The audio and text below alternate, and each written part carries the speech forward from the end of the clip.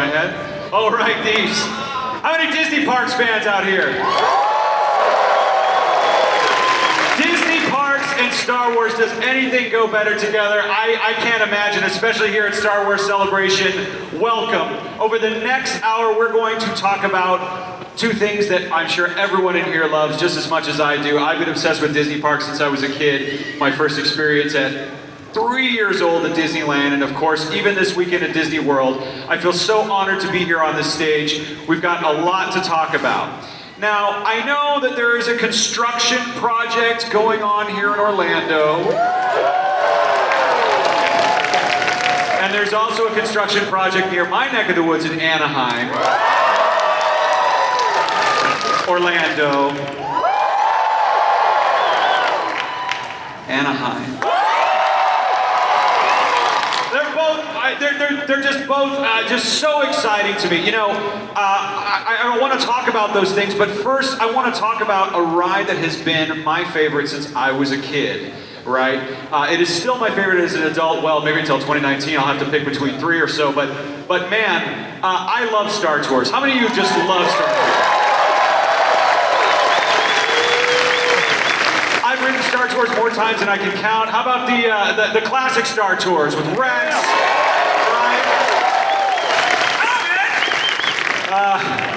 No, I can't do Rex. And of course the adventures continue, right? Amazing. Well, before we get to talking about the land expansion, I want to talk about Star Wars. We have a couple of very, very special guests I want to bring out right away. One has been a Walt Disney Imagineer for 38 years. 38 years. He's right back there. He can hear you. He was there at the beginning of Star Tours, okay? 38 years he's been an Imagineer. The other guest has been a protocol droid for 40. Please welcome Tom Fitzgerald and Daniels to the stage. Welcome to the Galaxy stage. I'm so honored to be here. Two creators of one of my most favorite experiences of all time. Tom, Anthony, you've been working together on Star Tours since the beginning. You can tell, right? Yeah. I had long black hair at the time, and it's been so long that it's turned me gray. And he turned mine gray. There you go. Well, take us back to the very beginning, because you were there right in the mid-'80s, right at the beginning with George Lucas, looking at Star Tours at Imagineering. Okay, that's embarrassing. Oh, look at that. So, well, that tells you it was a long time ago in a galaxy far, far away. Looks like a bomb. So, how it really came about, people often ask us which comes first, you know, the story or the ride. And this was one of those cases where they came about the same time. In the early 80s, my colleague Tony Baxter and I were sent to London to take a test ride on a motion-based simulator that was made by a company that made flight training simulators for airlines. And they wanted to get into the entertainment business. So off we went, and we got into this crude cabin that had a couple of airline seats and a video projector, and they showed us some programming for a roller coaster and a race car and a motorcycle, and we got pretty ill. But we realized, it was pretty crudely done, but we realized the potential of it. And shortly after that, we came back to Imagineering, or WED as it was called in those days, and we had invited George Lucas down to meet with us to talk about things we might do together. And obviously between Indiana Jones and Star Wars, you know, he had blockbuster stories that we thought would be great for rides in our parks.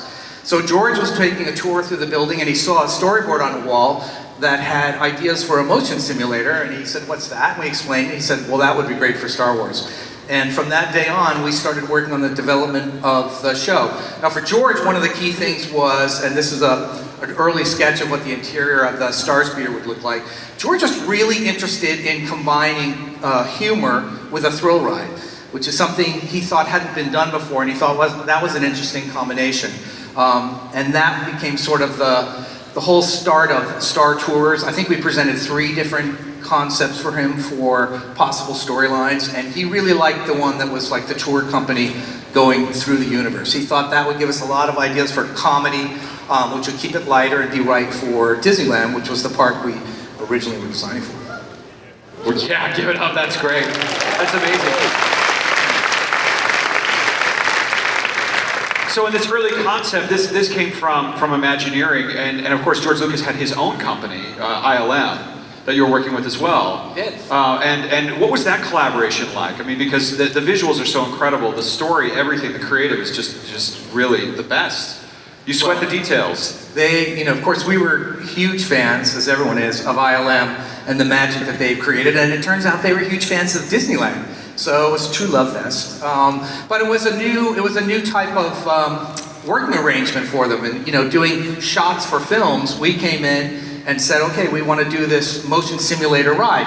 And they started to storyboard it out with us, and the first time we reviewed it, they said, now, we'll start here in the launch, and then we'll cut to a close-up of a pilot. And we said, whoa, there's no cutting to a close-up, this is a windshield. If you're cutting to a close-up, someone is on your windshield. And suddenly they realized they had to do essentially a 4.5-minute visual effects shot, which they had never done before, but they were very clever about finding ways within the original Star Tours film, film in those days, to hide those transition breaks so no one ever saw them. So it was a great deal of fun. Wow, that's fascinating, right? Because it is just one continuous shot. You're not cutting to different perspectives. And I immediately think of the break inside the comet would be a great cutaway, for example. There was those kind of tricks? Yeah, well, we eventually realized we needed to put a monitor on board so that if we had someone calling into us, they wouldn't be calling into us from the windshield. So we found a way to do that. And eventually we added a pilot to the original show, Rex. And there he is. There he is. That Rex is on the right. That's Chris Rungo, the designer of Rex. And that really came about because George thought we should have a droid. Actually, he thought we should have several. But he thought we should have a droid on there, and as the storyline evolved, the character of Rex really became a rookie pilot. Someone who was doing his first flight, and he had to scream a lot, as we make all of our characters in Star Tours do. And that led us way back then to looking for a voice talent to do Rex, and one of my colleagues introduced me to an actor named Paul Rubens, who was doing doing his Pee Wee Herman show at the time, and he came in and he became the voice of Rex. So we had Island going, we had our cabin show going, but then we really had to move on to, okay, what's the rest of the story? What is the setup? What is the immersing the audience into the Star Wars world? And that led us to then focus our attentions on the pre-show and to starting the story of Star Tours.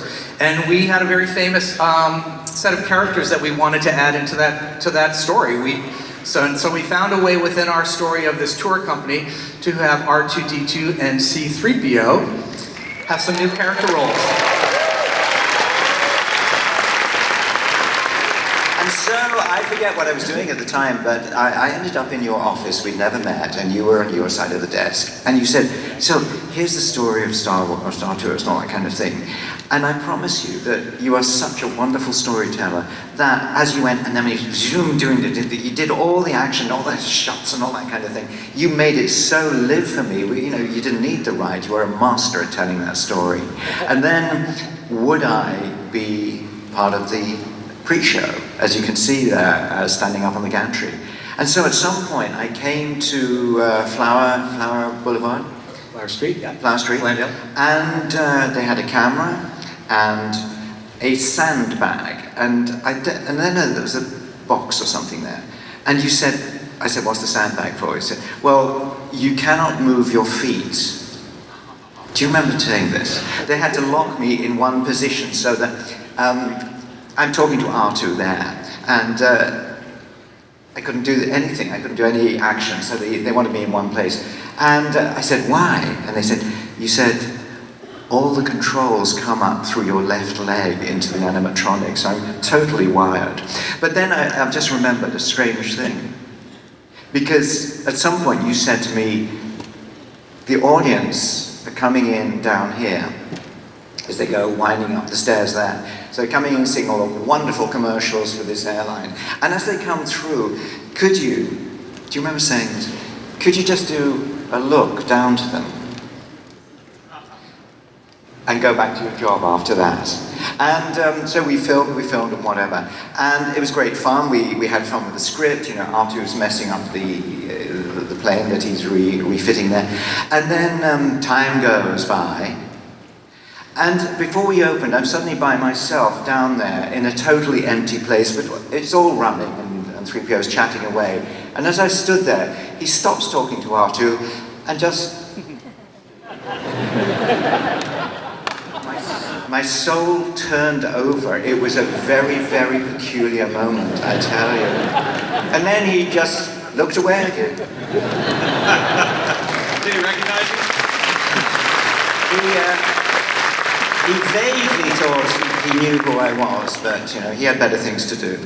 Now, was that something that you filmed, or was there a way to record those animations? Well, I was wearing jeans and a shirt, and that was it. Because you wanted to see really kind of how I would do it, is that right? Yeah, so we had Davey Fighton, who was the programmer of the show originally, wanted a video reference so that he could get the animatronic figure to look as close as possible to how you would move in the film. And Dave was a superb programmer, but a man of very few words, and very tall. So I'm saying to him, you do understand that 3PO is not a human animatronic. He's not like Pirates of the Caribbean. He's looking at me like this. That he kind of has a peculiar way of, and he's still looking at me like this. And he's not saying anything. This man is very strange and maybe not very bright, you know, because he's not understanding my English accent. And I explained that 3PO has his own way of moving. Eventually, when I saw that finished animatronic, I got goosebumps, because Dave is a genius. I couldn't believe that I wasn't in the costume there in front of the Star Speeder. He's a hero. That's Disney magic. And you're surrounded by, I remember there's so many wonderful designs in the pre-show as you wind up the stairs. There are different droids. There are all kinds of, like 3PO kind of introduces you to this, well, almost like the backstage area of the cargo hold, and yeah. So he got goosebumps, which leads me to this story. The Goose Droids. So we are G290 and G240, and where do they come from? So we were really far along in production, and Tony Baxter said, you know, the guests are going to be waiting in this line for a long time, and it's Star Wars. We have to make sure we've got enough show all the way through. So we had this droid Gnostics repair center as the setting, but we didn't have enough droids. And so Tony and Chris Tietz, was our production designer, went overnight into an adjacent attraction known as America Sings and stole 2 geese from the show.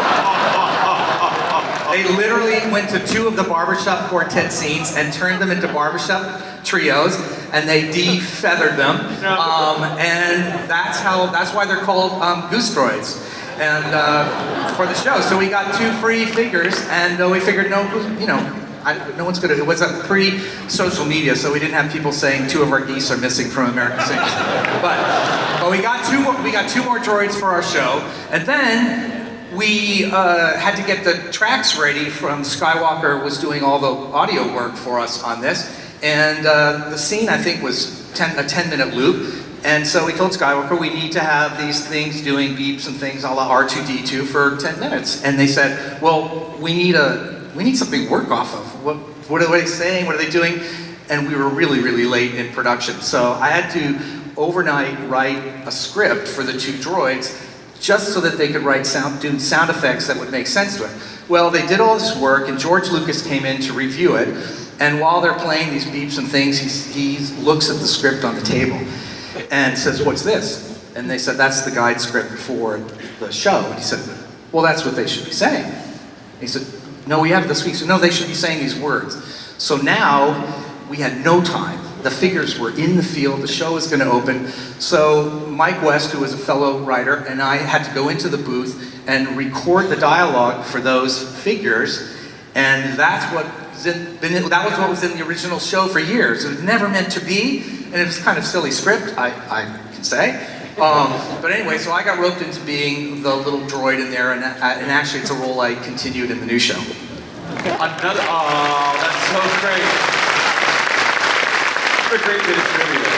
Well, you brought up the new show. I want to talk about The Adventures Continue, because in 2011 when that launched, it was just such an incredible experience, Ride Ginger, right? Can you tell us about that process? And of course, Anthony, you had such a large role in it. Well, I remember you turned up at the house again. You came round and you said, I want to talk about Star Tours. And you explained that it was many, much more digital and all that kind of thing, 3D and all that. And you explained the story just as you had before, and that it was going to be this and this and this and this. And then you said, but unfortunately we had to retire Captain Rex. And I kind of thought, well, that is sad. So we need a new pilot. And that pilot is you. I remember, I just blush. You probably didn't notice it. I was absolutely overwhelmed. I didn't expect it at all. And I was thrilled. Thank you. As were we. So how it came about was the original show was great and going on and on and on. And then George started to do the new films. And he invited us up to Lucasfilm to see the pod race. And we saw the pod race. Look, you can see we're all getting older.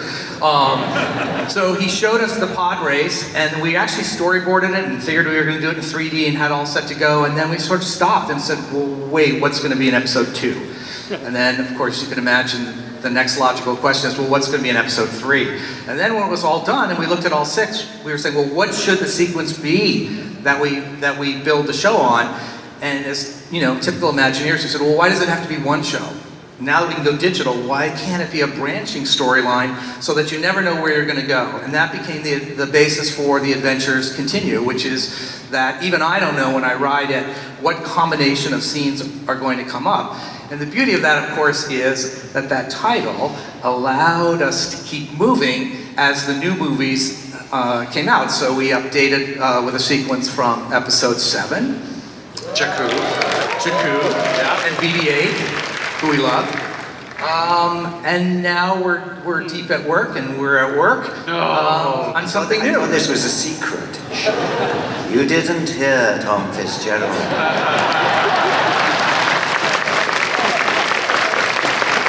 So Star Tours are a wonderful adventure. Star Tours, The Adventures Continue, and now Star Tours, The Adventures Continue to continue.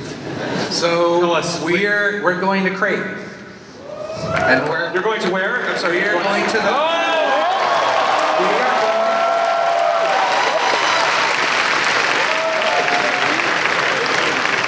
We are going to the mineral planet of Crate, and we are deep in production with ILM right now, and I can tell you it's going to be an amazingly fun sequence for the show, so we're really excited. And you and I are recording, I think, early next month. Yes, so I have to get writing quickly.